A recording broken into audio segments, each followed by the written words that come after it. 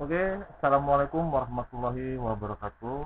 Selamat pagi dan semangat pagi anak-anakku yang berbahagia. Mudah-mudahan tidak bosan, tidak jenuh dalam pembelajaran PS. Bapak akan selalu mencoba suasana terbaru, ya, metode-metode terbaru untuk mengurangi rasa kangen kalian kepada guru-guru kalian. Ya, ini salah satu cara supaya kalian bisa melihat langsung bahwa guru juga betul-betul berusaha untuk mengajar dengan sebaik-baik mungkin. Oke, langsung saja sebelum belajar kita berdoa terlebih dahulu. Berdoa dimulai.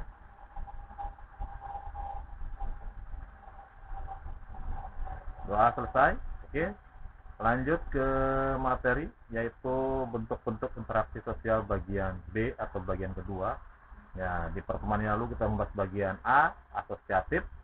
Sekarang bagian 2 atau bagian B, disosiatif atau yang menuju ke arah perpecahan.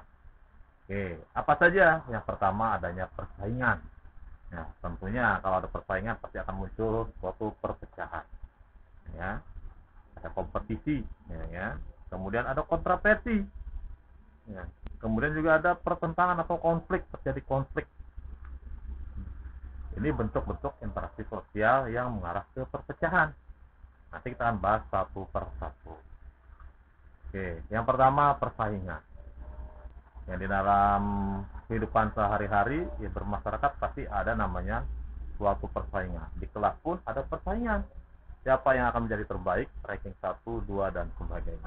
Itu ada persaingan. Oke, persaingan itu adalah suatu proses sosial di mana individu atau kelompok manusia yang bersaing mencari keuntungan melalui bidang-bidang kehidupan tanpa menggunakan ancaman kekerasan. Nah, itu persaingan yang sehat. Nah, bentuk-bentuk persaingan apa saja? Yang pertama ada persaingan ekonomi, persaingan kebudayaan, persaingan kedudukan dan peranan. Ada persaingan ras.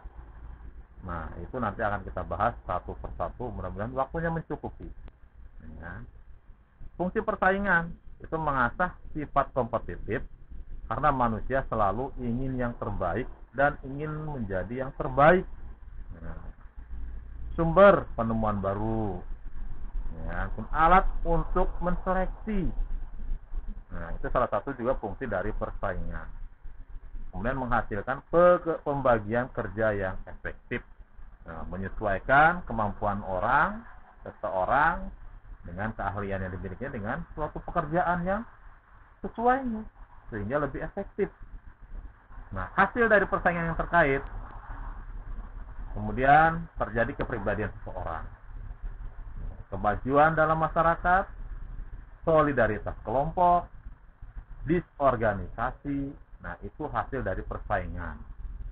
Oke. Kemudian kita juga bisa melihat hasil-hasil yang lain yang berkaitan atau berkenaan dengan persaingan. Oke. Yang kedua, kontroversi, yaitu sikap mental yang tersembunyi terhadap orang lain. Sikap ini kadang dapat berubah menjadi kebencian, tetapi juga tidak sampai menjadi pertentangan. Lawan tidak diserang secara fisik, melainkan secara psikologis. Ya. Nah, kontroversi bila dibandingkan dengan persaingan atau pertentangan bersifat agak tertutup dan bersifat rahasia.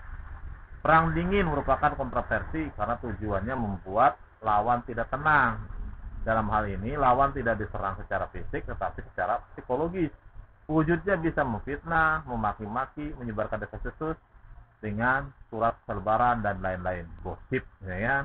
Yang marak hari ini terjadi adalah gosip. Mudah-mudahan kalian terhindar dari gosip. Amin. Ya. Kemudian gejala. Ada gejala atau tidak ada kontroversi dapat dilihat dari ada atau tidaknya perasaan tidak suka, kebencian, keraguan yang tidak diungkapkan. Yang tiga, pertikaian. Pertikaian yang sama kontroversi. Gejala atau fenomena sosial yang bersifat universal merupakan bagian dari kehidupan bermasyarakat. Terjadinya karena perbedaan paham dan kepentingan yang sangat sehingga menimbulkan adanya semacam gap, pemisah dengan yang mengganjal interaksi sosial di antara mereka ya pertikaian tersebut. Nah, hal-hal yang menimbulkan terjadinya konflik. Yang pertama, perbedaan prinsip. Kemudian perbedaan kebudayaan ataupun perubahan sosial, benturan kepentingan tentang objek yang sama, perbedaan sistem, nilai dan norma, perbedaan kepentingan politik. Akibat konflik yang pertama, tambahnya solidaritas in group, retaknya kelompok, perubahan kepribadian, jatuhnya korban, hilangnya harta, dominasi salah satu grup.